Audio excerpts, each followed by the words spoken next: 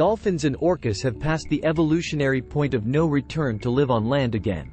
Scientists have discovered that once a mammal has become fully aquatic, it passes a threshold that makes a return to terrestrial landscapes almost impossible. Fully aquatic marine mammals like bottlenose dolphins, Tursiops truncatus, are highly unlikely to ever evolve to live on land, a study has found. Image credit, Stuart Westmoreland, Getty Images. The chances of aquatic mammals, like orcas, dolphins and whales, ever evolving to live on land again are almost non-existent, a new study has found. Researchers discovered that the adaptations that allowed these animals to live in water have passed an evolutionary threshold that marks the point of no return to terrestrial life. Between 350 million and 400 million years ago, the first fish crawled out of the water and onto land. These awkward vertebrates had the beginnings of limbs that allowed them to trundle around, and subsequent generations evolved to become the tetrapod species we see today. Tetrapods are vertebrates with 4 limbs and distinct digits, a group that includes amphibians, reptiles and mammals. While most mammals stayed on land, some, starting around 250 million years ago, returned to the water, developing adaptations that allowed them to take advantage of these habitats. The transition to land happened only once, yet the transition back to water has happened repeatedly, leading researchers to question whether aquatic mammals could readapt to terrestrial life, and if not, why. In the new study, published July 12 in the journal Proceedings of the Royal Society B, researchers studied over 5,600 mammal species to investigate this question.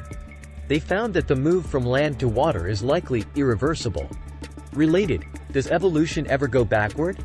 The idea that evolution is not reversible was first put forward by Belgian paleontologist Louis Dallo in the 19th century. The principle, known as Dallo's law, states that once a complex trait is lost in a lineage over time, it is unlikely to reappear in subsequent generations. To test this idea in mammals, the researchers divided thousands of species into 4 categories. Fully terrestrial species, those with some aquatic adaptations but that are still mobile on land, species with limited locomotion on land, and fully aquatic groups, like whales. Illustration of a tiktaalik, an ancestor of tetrapods that is thought to have started to make the transition from sea to land 375 million years ago. Image credit, Mark Garlick, Getty Images. The researchers' model examined the evolutionary relationships among species with branches indicating common ancestry. By comparing traits among these species, the researchers created models that estimated the probability of evolving specific traits. One of the main points of our work was to include the entire gradient of adaptations from fully terrestrial to fully aquatic forms, and to test if these adaptations were irreversible. Lead study author Bruna Farina, a doctoral student at the University of Freiburg in Switzerland, told Live Science.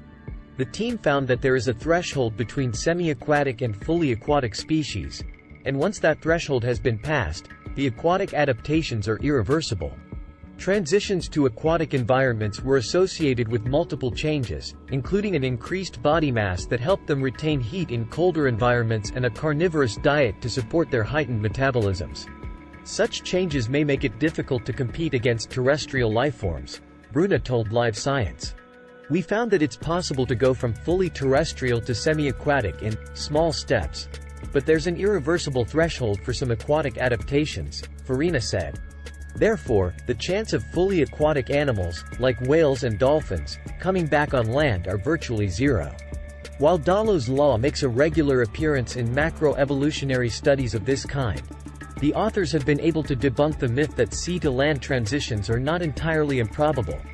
Vorag Sharma, a researcher in comparative genomics at the University of Limerick who was not involved in the study, told Live Science. He added that the paper focuses only on mammals, so future investigations could look at whether the same irreversibilities also hold in other tetrapod lineages.